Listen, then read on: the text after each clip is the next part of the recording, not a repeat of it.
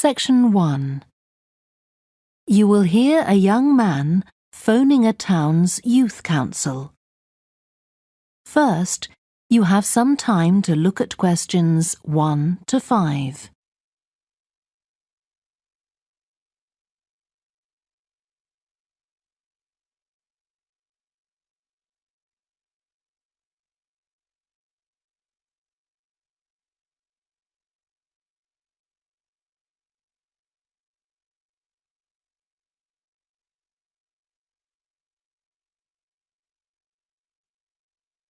You will see that there is an example that has been done for you.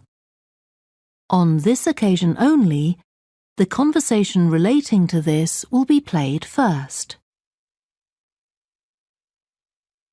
Good morning, Youth Council. Caroline speaking. Oh, hello. I'm interested in standing for election to the Youth Council, and I was told to give you a call. That's good. Could I have your name, please? Yes, it's Roger Brown. Thank you. The young man's name is Roger Brown, so Brown has been written in the space. Now we shall begin. You should answer the questions as you listen, because you will not hear the recording a second time.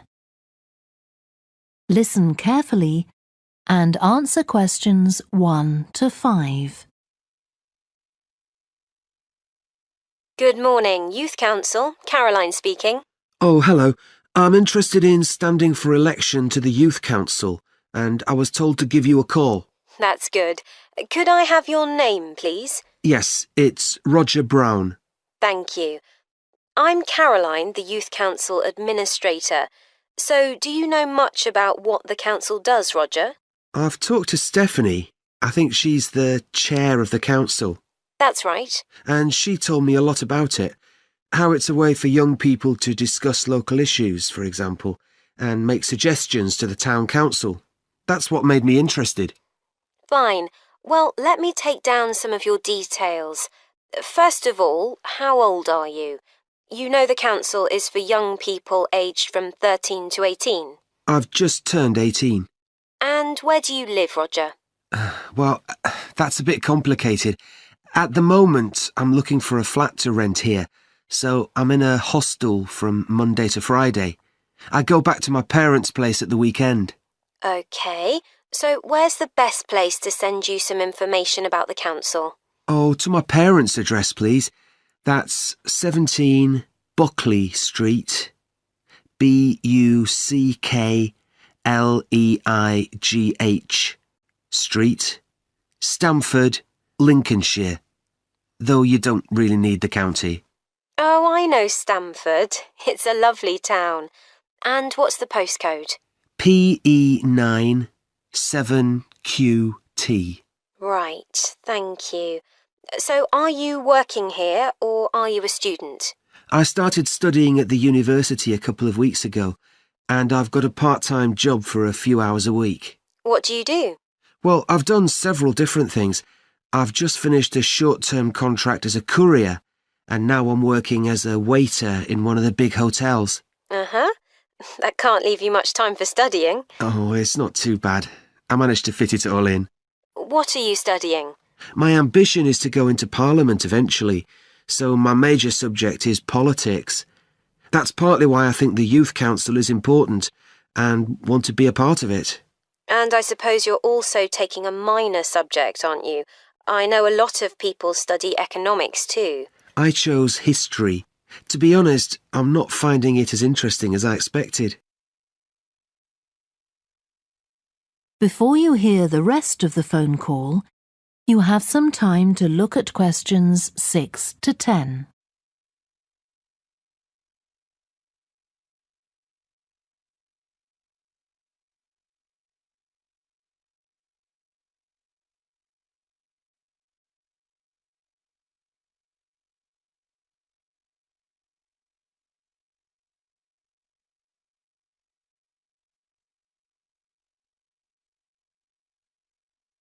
Now listen and answer questions 6 to 10.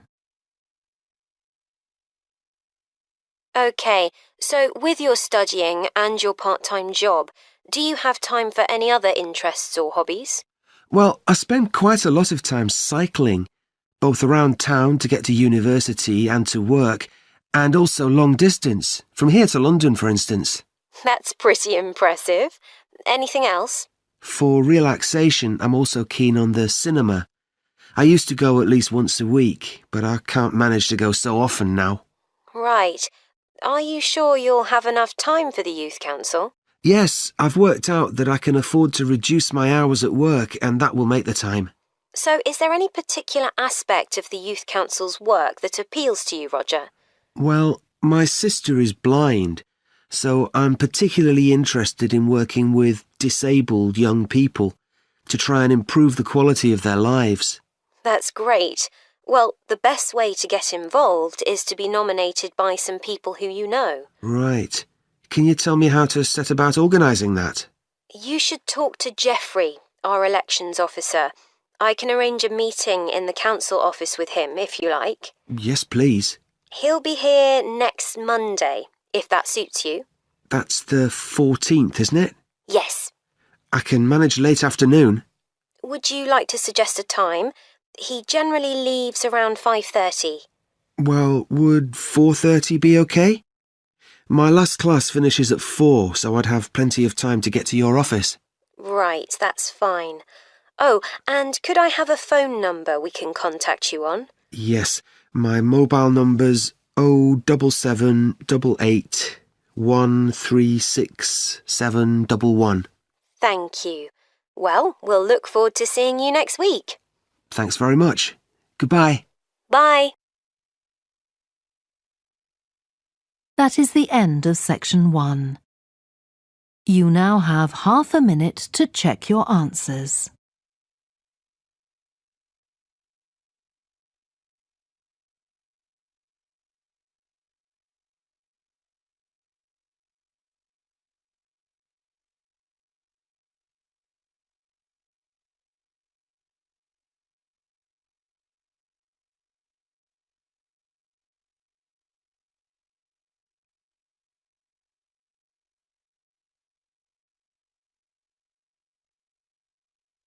Now turn to section 2.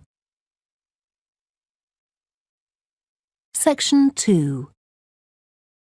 You will hear a woman who works in a theatre talking to 2 new staff members on their first day of work. First, you have some time to look at questions 11 to 16.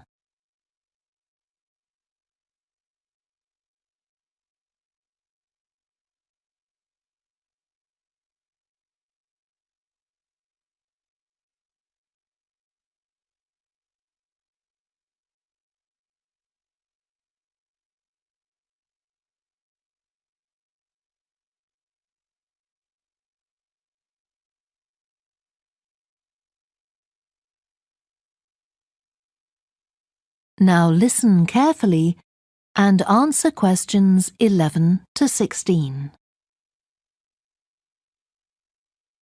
Hi, great to see you.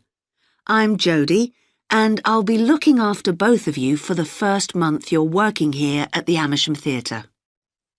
I'll tell you something about the theatre now, then take you to meet 2 of the other staff. It's an old building, and it's been modernised several times. In fact, as you can see, we're carrying out a major refurbishment at the moment. The interior has just been repainted, and we're about to start on the exterior of the building. That'll be a big job. The work's running over budget, so we've had to postpone installing an elevator. I hope you're happy running up and down stairs. When the theatre was built, people were generally slimmer and shorter than now, and the seats were very close together. We've replaced them with larger seats, with more legroom. This means fewer seats in total, but we've taken the opportunity to install seats that can easily be moved to create different acting spaces. We've also turned a few storerooms over to other purposes, like using them for meetings. We try hard to involve members of the public in the theatre. One way is by organising backstage tours, so people can be shown round the building and learn how a theatre operates. These are proving very popular. What we're finding is that people want to have lunch or a cup of coffee while they're here. So we're looking into the possibility of opening a cafe in due course. We have a bookshop which specialises in books about drama, and that attracts plenty of customers. Then there are 2 large rooms that will be decorated next month, and they'll be available for hire, for conferences and private functions, such as parties. We're also considering hiring out costumes to amateur drama clubs. Now I want to tell you about our workshops. We recently started a programme of workshops that anyone can join. Eventually, we intend to run courses in acting, but we're waiting until we've got the right people in place as trainers. That's proving more difficult than we'd expected. There's a big demand to learn about the technical side of putting on a production, and our lighting workshop has already started with great success. We're going to start one on sound next month. A number of people have inquired about workshops on makeup, and that's something we're considering for the future. A surprise success is the workshop on making puppets. We happen to have someone working here who does it as a hobby, and she offered to run a workshop. It was so popular, we're now running them every month. Before you hear the rest of the talk, you have some time to look at questions 17 to 20.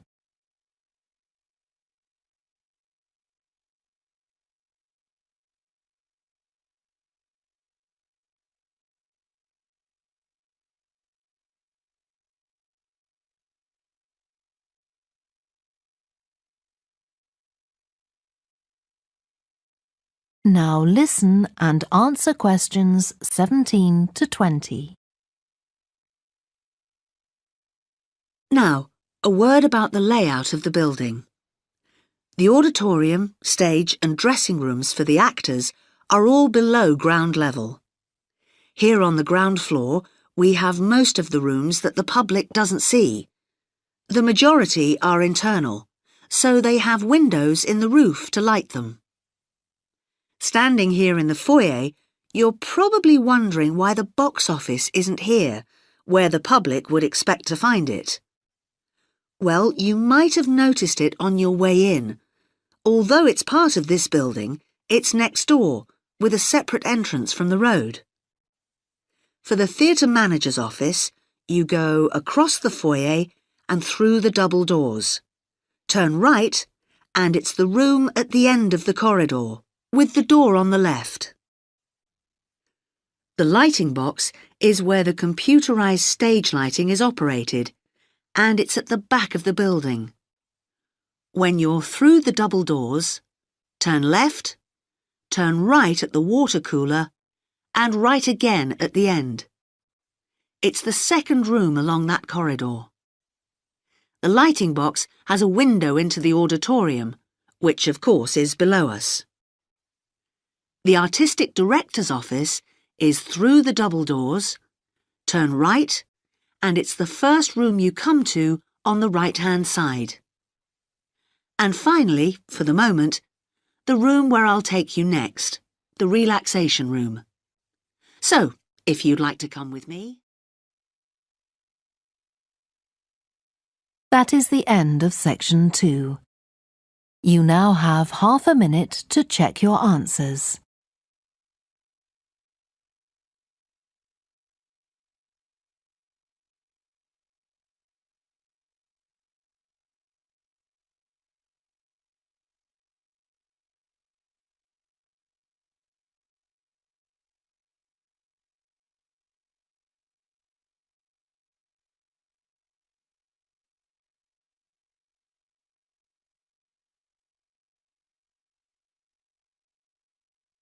Now turn to section 3. Section 3. You will hear two biology students called Helen and Colin talking about the report they are writing on their recent field trip to a seaside area called Rocky Bay. First, you have some time to look at questions 21 to 26.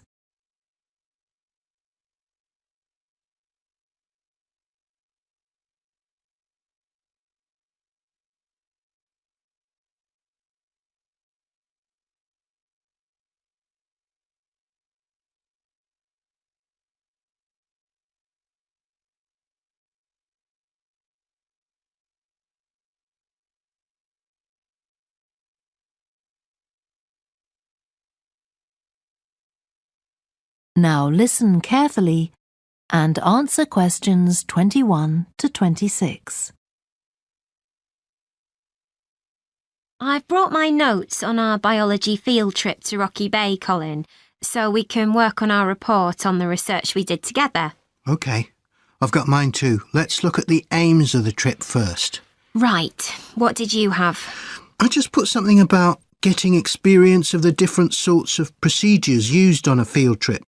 But we need something about what causes different organisms to choose particular habitats. I agree. And something about finding out how to protect organisms in danger of dying out. In our aims? But we weren't really looking at that. I suppose not. OK, now there's the list of equipment we all had to bring on the field trip. What did they tell us to bring a ruler for? It was something about measuring the slope of the shore. But of course we didn't need it because we were measuring wind direction and we'd brought the compass for that. But not the piece of string to hold up in the air. Didn't Mr. Blake make a fuss about us leaving that behind? Yeah, he does go on. Anyway, it was easy to get one from another of the students. Now, the next section's the procedure. I sent you the draft of that. Yeah, it was clear, but I don't think we need all these details of what time we left and what time we got back and how we divided up the different research tasks. OK, I'll look at that again. Then we have to describe our method of investigation in detail. So let's begin with how we measured wave speed. I was surprised how straightforward that was. I'd expected us to have some sort of high-tech device, not just stand there and count the number of waves per minute. Not very precise, but I suppose it was good enough. But the way we measured the amount of salt was interesting. In the water from the rock pools? Yeah. Oh, I wanted to check the chemicals we used in the lab when we analysed those samples. Was it potassium chromate and silver nitrate? That's right. OK. And we need the map of the seashore. You just left that to me. And I had to do it while the tide was low. Well, that was OK, but the place I started it from was down on the beach. Then I realised I should have gone up higher to get better visibility, so I had to start all over again. But at least I'd got the squared paper, or I'd have had problems drawing it all to scale. Yeah, it looks good. We could get a map of the region off the internet and see if we need to make any changes. I had a look, but I couldn't find anything. But you took some pictures, didn't you? Yeah, I'll email you them if you want. OK. I'll make my amendments using those. Then I can scan it into our report. Great. Before you hear the rest of the discussion, you have some time to look at questions 27 to 30.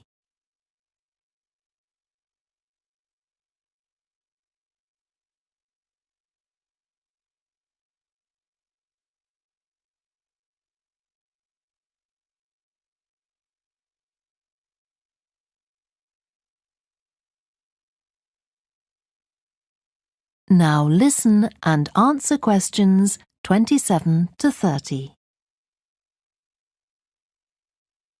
Now, when we get to our findings, I thought we could divide them up into the different zones we identified on the shore and the problems organisms face in each zone. So for the highest area... The splash zone? Yeah. We found mostly those tiny shellfish that have strong hard shells that act as protection.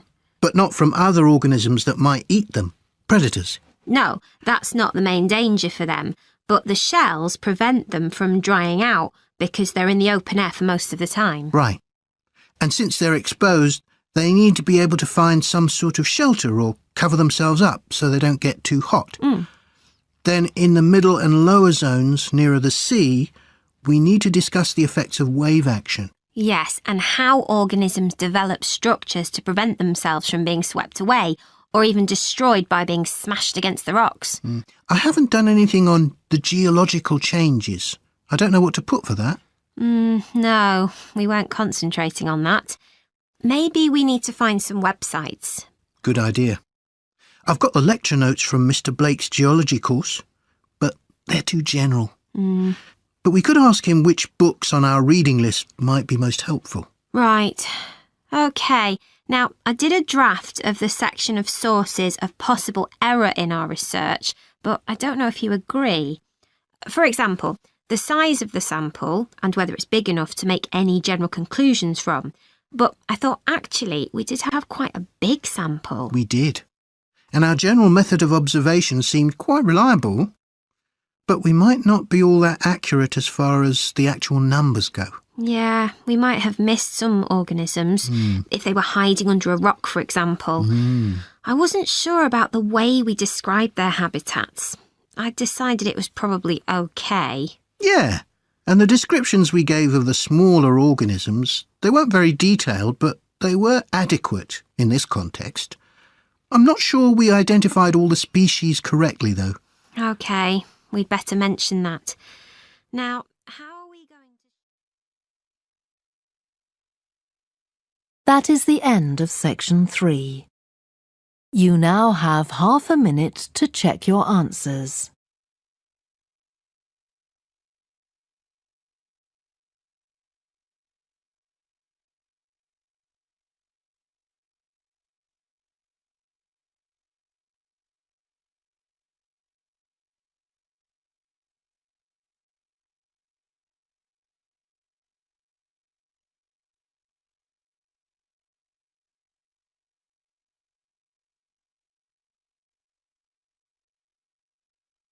Now turn to section 4. Section 4. You will hear part of a lecture to students of architecture about the design of a public building. First, you have some time to look at questions 31 to 40.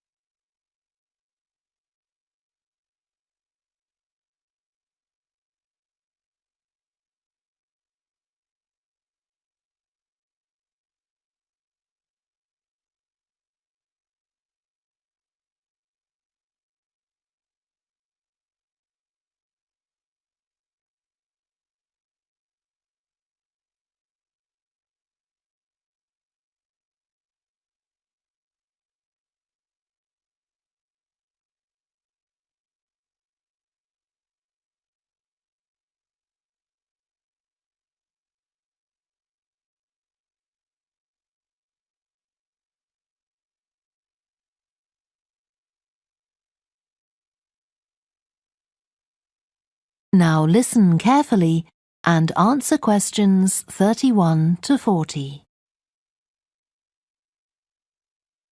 We've been discussing the factors the architect has to consider when designing domestic buildings. I'm going to move on now to consider the design of public buildings, and I'll illustrate this by referring to the new Taylor Concert Hall that's recently been completed here in the city. So, as with a domestic building, when designing a public building, an architect needs to consider the function of the building. For example, is it to be used primarily for entertainment, or for education, or for administration? The second thing the architect needs to think about is the context of the building. This includes its physical location, obviously, but it also includes the social meaning of the building. how it relates to the people it's built for. And finally, for important public buildings, the architect may also be looking for a central symbolic idea on which to base the design, a sort of metaphor for the building and the way in which it is used. Let's look at the new Taylor Concert Hall in relation to these ideas. The location chosen was a site in a run-down district that has been ignored in previous redevelopment plans. It was occupied by a factory that has been empty for some years. The whole area was some distance from the high-rise office blocks of the central business district and shopping centre, but it was only 1 kilometre from the ring road. The site itself was bordered to the north by a canal which had once been used by boats bringing in raw materials when the area was used for manufacturing. The architect chosen for the project was Tom Harrison. He found the main design challenge was the location of the site in an area that had no neighbouring buildings of any importance.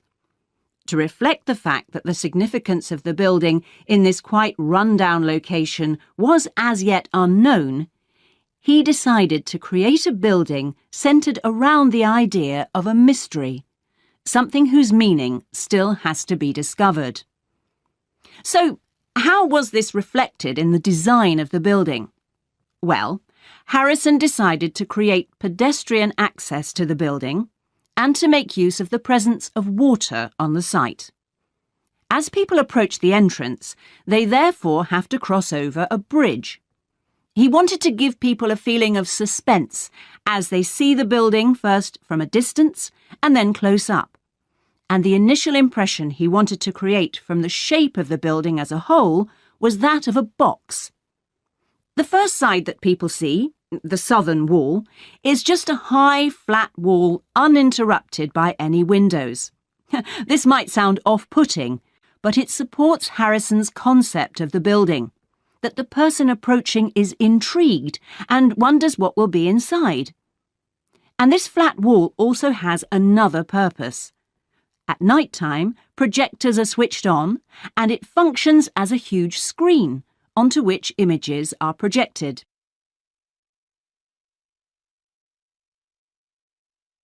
The auditorium itself seats 1,500 people. The floors supported by 10 massive pads. These are constructed from rubber and so are able to absorb any vibrations from outside and prevent them from affecting the auditorium. The walls are made of several layers of honey-coloured wood, all sourced from local beech trees. In order to improve the acoustic properties of the auditorium and to amplify the sound, they are not straight, they are curved. The acoustics are also adjustable according to the size of orchestra and the type of music being played. In order to achieve this, there are 9 movable panels in the ceiling above the orchestra, which are all individually motorised. And the walls also have curtains, which can be opened or closed to change the acoustics. The reaction of the public to the new building has generally been positive. However, the evaluation of some critics has been less enthusiastic. In spite of Harrison's efforts to use local materials, they criticise the style of the design as being international rather than local, and say it doesn't reflect features of the landscape or society for which it is built. That is the end of section 4. You now have half a minute to check your answers.